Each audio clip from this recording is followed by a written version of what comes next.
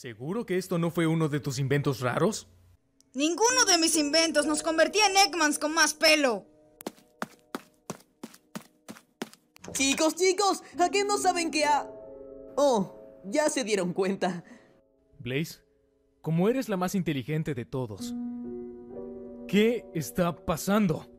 Por lo que puedo imaginar, alguien está alterando nuestra realidad por algún motivo. ¿Pero quién querría alterar nuestra realidad?